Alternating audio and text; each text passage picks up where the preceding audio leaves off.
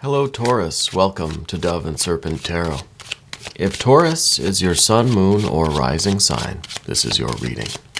Please hit the like button, leave a comment. Consider subscribing to the channel, especially if this reading resonates with you. And if there is anything you would like me to pray over or meditate upon or send positive energy toward, please let me know. Now, this is going to be a general reading, so try to be open and receptive to whatever may come through during our time together. I am merely the messenger. And I ask you to connect directly with each of these cards and use your own intuition to take you beyond the details that I might provide. And remember, Taurus, that the most important part of any tarot reading is you. All right, there's a Princess of Wands. Very interesting energy. Very, very exciting energy. That is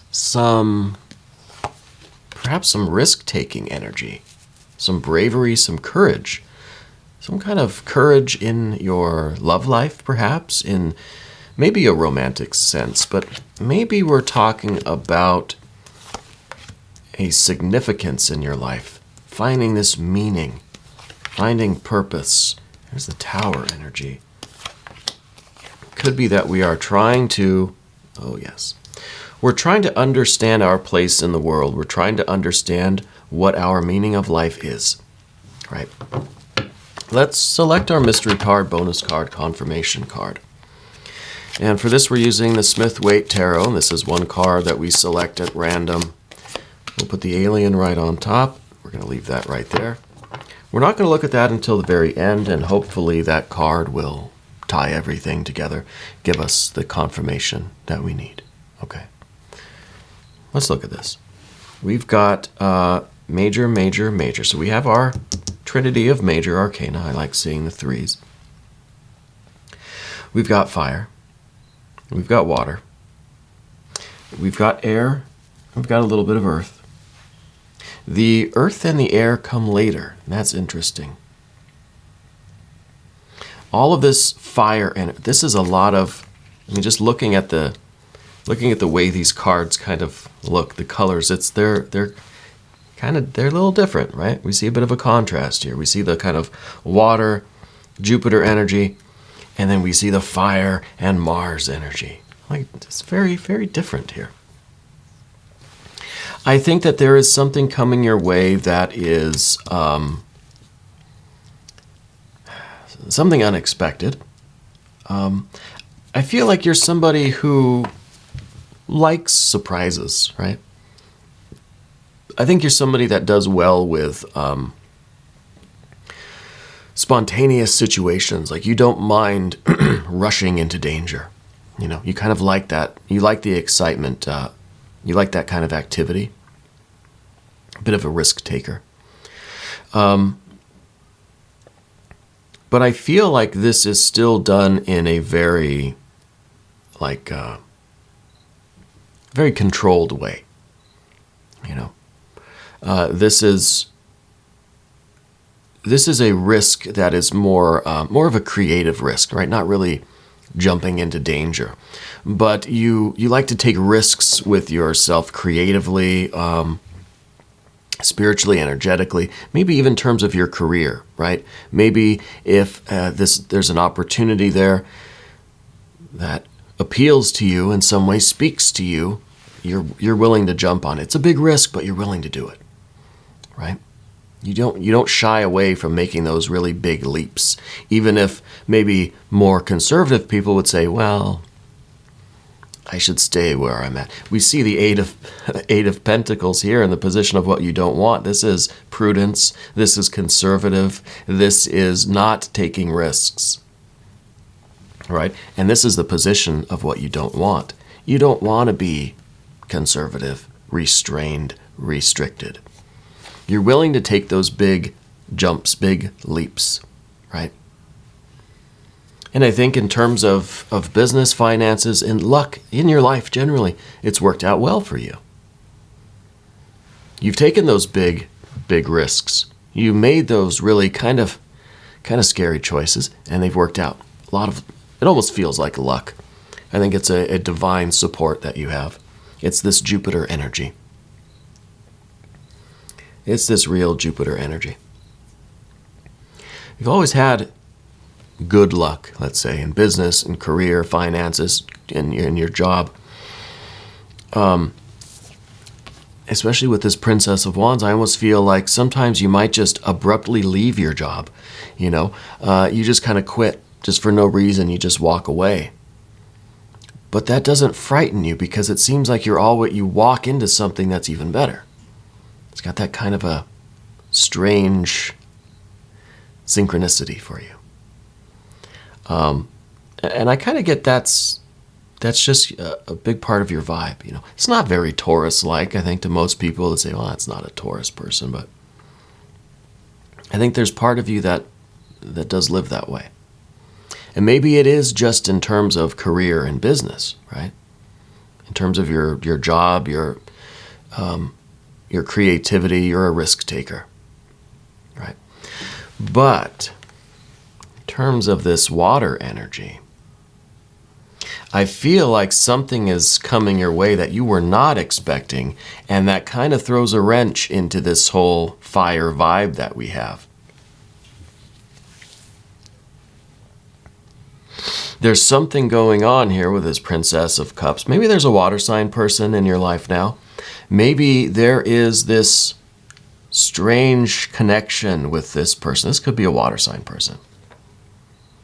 But I think this is maybe representing some kind of a new situation, a new love, a new connection that you found with someone or something, some business, some project, some way, right? That now you feel like you found this purpose, you found this intense love for this thing. You're not willing to put it at risk. You didn't expect to be so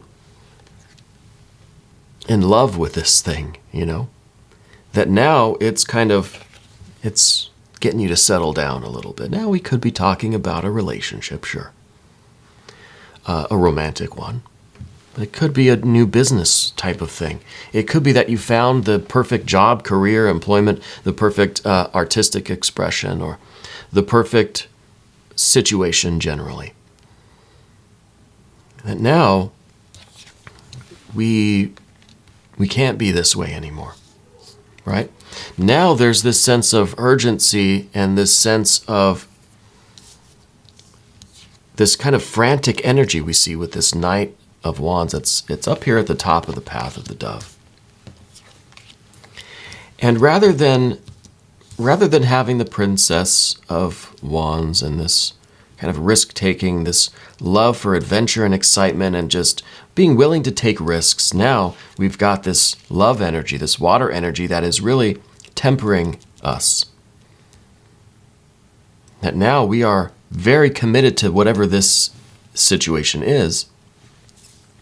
The fire energy has become a frantic need to preserve, right? We still have that fire energy. But now it's this kind of anxious effort. It's this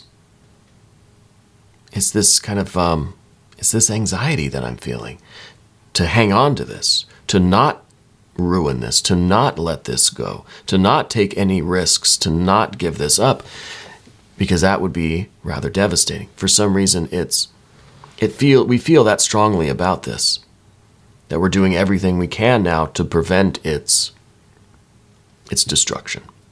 Yeah. I feel like this is something we were not expecting, And it could be a romantic thing. It could be a love relationship. We feel so much in love with someone or something that now our fire energy is spent to preserve this. We do not want to get to this tower energy. The tower energy, though, interestingly, is also this kind of breakthrough, because I don't think we ever really expected to find ourselves in a situation like this. So in some ways, the tower is us transcending the kind of preconceived life that we had before. the interpretation we had of who we were and what kind of life we were leading. Now, things seem a little different. We've broken out of whatever this fire energy used to be. We had this kind of emotional, religious. Maybe this is like you were never a spiritual person, but now something was activated. And now things have changed. Or it could be that you never wanted to settle down in a relationship. Now things have changed. Could be that you never wanted to settle down in one job, one career. Things have changed. I think this was unexpected, right? Because of this tower energy. It was abrupt. It was suddenly we found ourselves really connected with this. And it's starting to change the way we are responding to the world, the way we are balancing our energies, right? We're moving to the path of the serpent now. First thing is this universe or world card. This is us now starting to wonder where our place is in the universe. Maybe we had this Princess of Wands energy. It was a little carefree, right? Not quite careless, but, pretty carefree, pretty wild, risk-taking. Didn't want to carve out a little spot in the universe. Just wanted to kind of go everywhere, go wherever the Spirit led you, right? But now I think we're starting to want to settle down. We're wanting to kind of to put down some roots, to build a little bit of a fence around our lives. I want this stuff, and I want to keep it. I want to keep this thing secure and safe. So we're trying to find a little bit of a boundary for ourselves. We're starting to think about these things. Maybe we never thought about them before. But now you're realizing that, hey, I need to balance my fire energy with this water. That's what we see here is the fire, and then we see this kind of water. We started out kind of looking at this contrast. So it's like, yeah, maybe I need to balance these elements, If I want to become whole, if I want to be fully realized, I need to balance all this fire with this kind of water energy. They fit perfectly. I mean, in theory, they do. They fit perfectly together. And that's what we see with the world or universe card. This is you. This is you achieving that wholeness. And it's almost an evolution of yourself, different perspective. You're seeing your life in a different way. Maybe this Ace of Cups is the beginning of a family, right? Maybe suddenly now we're having a kid. That changes things. Or this is that job that we really like. This feeling of, I really feel in love with this work that I'm doing. I want to preserve it. Whatever this Ace of Cups is, okay? It's giving us a different perspective on life, on the world, on the universe, and our place in it, and our relationship to it. Now there is this Knight of Cups in the environment. This is fire and water. This is you acting from this unified place, fire and water. The Knight of Cups. The Knight of Cups is this configuration, this alignment. That now we are acting in the world, in the universe, not just with the fire of the Princess of Wands, but with this whole configuration. This is us now. And it's symbolized by this card. So it's time for us to give and receive the gifts of the universe, to live our lives giving and receiving the fire and the water, right? Being generous with our gifts, trying to preserve what we have, trying to provide for others, trying to have this kind of reciprocating relationship with the world. It's almost time for us to embrace a little bit of this Eight of Pentacles, which is what we don't want. We don't want to slow down, right? We don't want to have a agricultural life, right, where it was semi-permanent, We liked just being able to wander and roam wherever we wanted to go, whatever we wanted to do. Now that we have this more agricultural life, we're staying in place. We found a little bit of a place here. Now we got to put up the fence. We're going to be here a while. We're growing things that require us to stay in one place, right? We're not just so spiritually nomadic anymore. And that's changing the way we interact with the environment. It's changing the nature of our interactions. Now it's more of a reciprocating. It's more of a trade. It's a little bit more transactional, but that sounds like a bad word, you know? It's more of a giving and receiving. We provide for others, others provide for us. We've got this community now, this cooperation. Whatever this is, I don't know what this scenario is exactly for you. But I feel like this energy is changing. I feel like you didn't really expect this. There's still part of you that doesn't want this energy. Doesn't want to live this kind of a lifestyle, but I think you recognize the need of it now. This position is what we don't want, but it is sometimes what we need. This is the obstacle to get over. The requirement to slow down. It's difficult. It's an adjustment. I wonder if the mystery card will be the adjustment card. It takes some getting used to, right? But we balance that. See, we're talking here with the universe or world card about balancing the elements, right? Balancing the fire and the water, but also the earth and the air here. You understand what you're creating. The Six of Swords is a very, I think, underestimated card, undervalued card. The Six of, oh, there's the cat. There's the cat. She likes the Six of Swords. Here we're talking about a deeper understanding of the process, right? Now we're understanding the way the system works, why it works the way it works, and why we need it, why it is working for us. So we're understanding our fire energy. We're understanding our own water energy. We're understanding how this agricultural life works. We're squaring the circle. We're understanding magic. The key word for this card is science, right? And science is just magic that we now understand, right? We have a pretty good idea of how it works and why, right? Magic is just science that we haven't figured out yet. We don't have the words or the intellect to describe it yet, right? That's what you're coming to a greater and greater understanding. You're harmonizing all of your thoughts and feelings. You're seeing the purpose in everything that you're doing.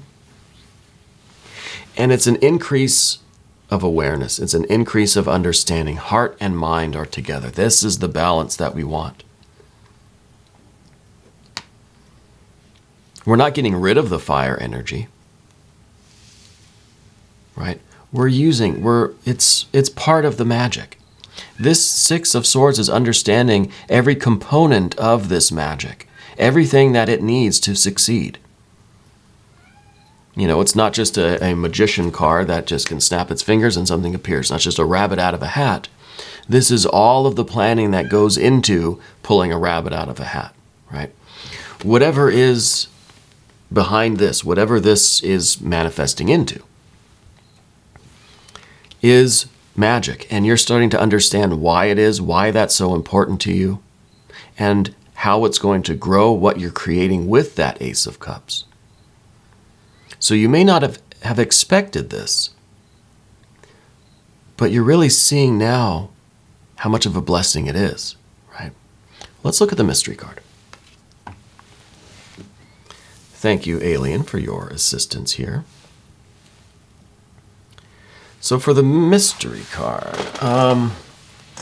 maybe the Magician, maybe the Adjustment card, or Justice card.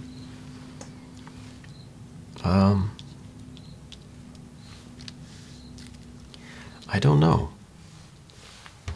I don't know what this is going to be.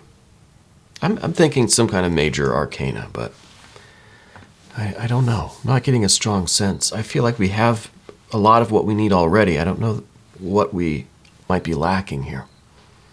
Let's see. Oh. Okay. It's a Two of Cups.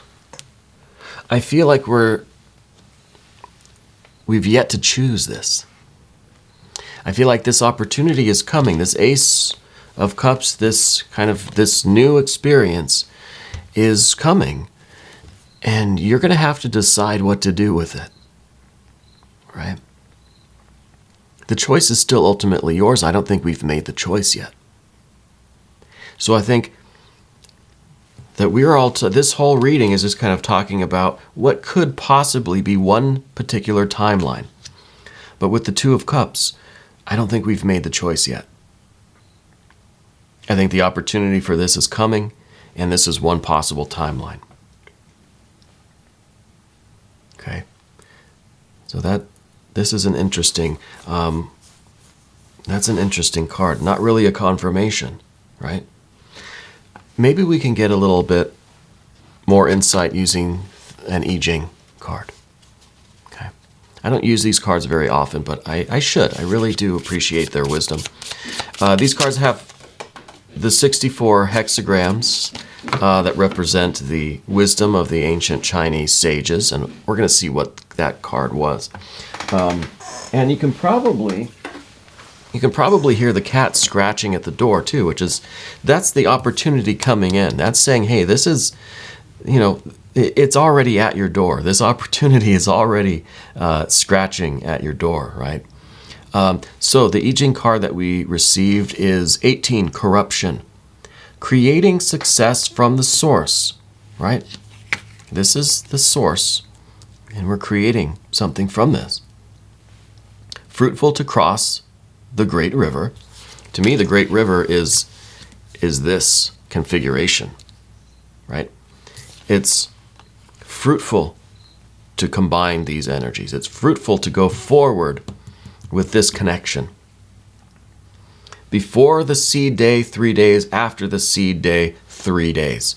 This is the seed day, right? This was the agriculture card. So I feel like 3 days before, 3 days after, talking about the alternative timelines, right? 3 days before, you weren't even aware that this was happening. Maybe that's the timeline. After the seed day, because, we have the aces. The aces are the seeds, right? This is the seed of love. This is the seed that we're planting in this agricultural kind of life metaphor that we're using. So, after the seed day, right? 3 days. Well, this is showing kind of, let's say 3 days after this decision is made, this is the timeline that we're on. This is the energy that we're on. There's also some text on the back of the card, which is the rest of the hexagram text. It says, corruption, something dark under the surface of life, manifesting as patterns of negative experience. Well, that is interesting. That puts a new dynamic on this. Because when we look at these contrasting cards, right, we see the Princess of Cups, Princess of Wands. So we've been, I think, Princess of Wands, maybe because any time that we've been this attached to something, it hasn't worked out, right? Because it does say manifesting as patterns of negative experience. So maybe we've been in this fire energy because we don't like going over here to the water because it never really works out well. We've been burned in the past, right? Negative experiences. This comes from our past, our parents, or our culture. Okay, maybe those that we've witnessed becoming so attached to these kinds of energies it's not worked out for them, right?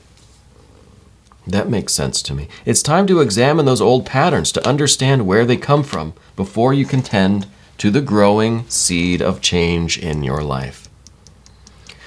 What is behind this trouble? What is the hidden cause? So to me, there is a reluctance for us to merge with this energy. And again, I think it's because of what the I Ching says, our past, either our culture or our parents, something that has manifested as patterns of negative experience. So I think we're reluctant to merge with this water because we're worried that it will be a negative experience, right? We're worried that we'll get hurt. We've seen others do it and get hurt. Maybe our parents have, something along those lines, right? The I Ching never fails to illuminate, right? Never fails. I'm going to have to watch this reading again to really keep all of this in mind as we go through the cards again. We are going to do an extended reading, Taurus. If you want to stick around, click on the link in the corner. That'll give you access to all of the extended readings, not just for Taurus, but for every sign. I encourage you to cross-watch, especially in this case. Cross-watch anyone who you think might be involved. Whatever this water energy is, maybe you can check out a reading based on what sign they are or potentially they are, okay? Check your other placements as well. Hit the like button, leave a comment. Subscribe to the channel if you haven't yet. Thank you so much for being here, and thank you for being the most important part of Dove and Serpent Tarot.